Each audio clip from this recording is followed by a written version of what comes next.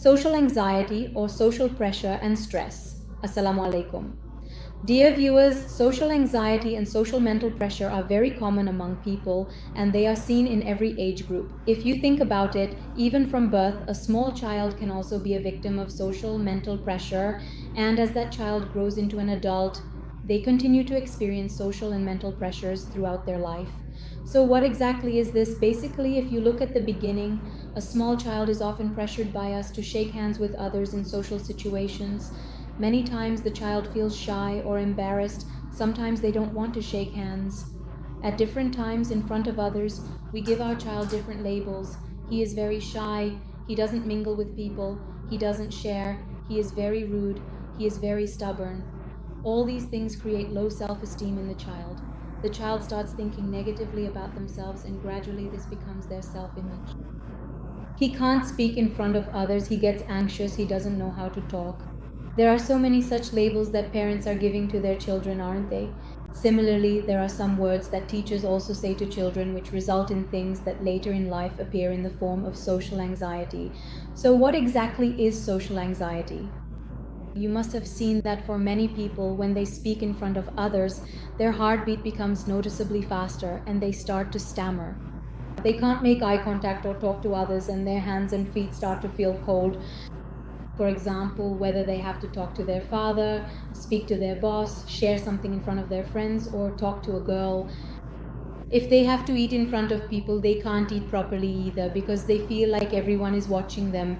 If they don't speak, they feel like people are watching them and that their words are being noticed even more closely. Maybe people don't understand them because inside all their thoughts and inner feelings are focused inward within their own mind. They pay more attention to what's going on in their own head than to the people outside.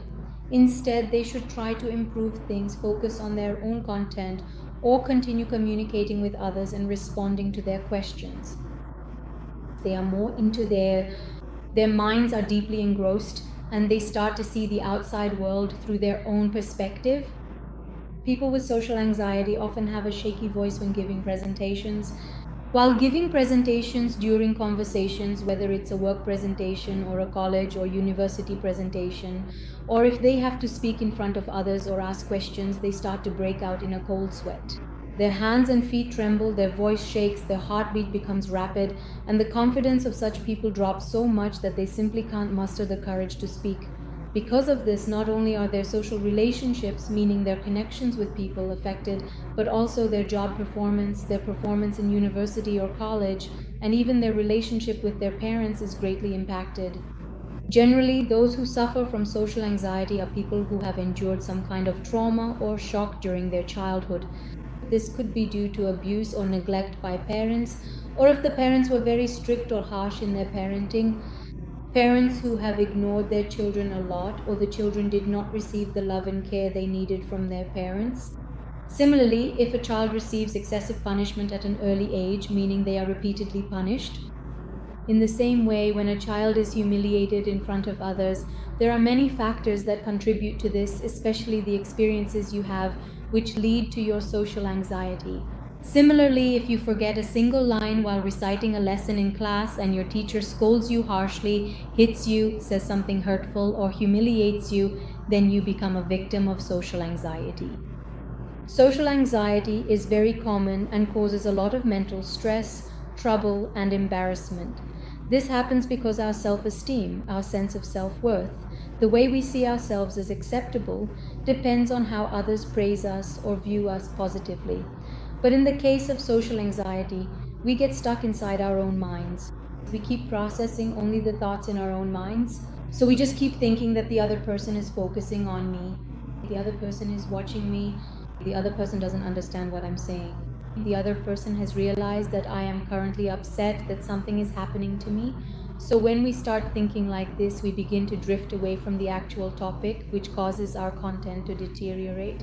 Sometimes what we say becomes too lengthy, sometimes it becomes awkward, and sometimes our words lose coherence, which is why people often can't understand us the way we want them to. Many times, things like stammering, pauses in speech, or speaking in a drawn out manner start happening to people. And often, even when you're sitting alone, you feel like people are watching you. People who suffer from social anxiety or who are going through this issue, if they shift their focus from their mind to reality or to their environment, if they focus on what's happening around them, on the content of their communication, and instead of thinking that people are watching them, they focus on the thought, I'm doing fine, and take a deep breath through their nose, exhale slowly, and tell themselves, all is well, I'm doing just fine, and prepare themselves for that presentation, that talk, that meeting they have to attend. If they start preparing themselves 2 to 3 days in advance, especially by using mental imagery, by repeatedly imagining and living through that situation in their mind, and by imagining it with success and confidence, then they can overcome social anxiety, especially because when people suffer from social anxiety, their body language often changes significantly. Sit up a little bit straighter. Pull your shoulders back ever so slightly. If you feel like your hands tend to fidget a lot, you can comfortably place them on the table directly in front of you or gently clasp them together and then rest them in your lap. If you maintain proper eye contact and instead of looking down under pressure, focus on the other person, your communication will be much more effective.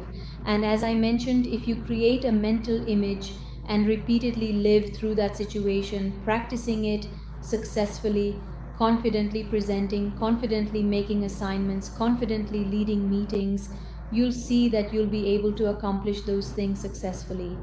But if you need further help from us, you can contact us at Beautiful Minds, where we teach people public speaking.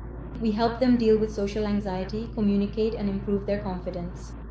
We have many training programs that you can join, especially those focused on conversation and communication, which are fundamental.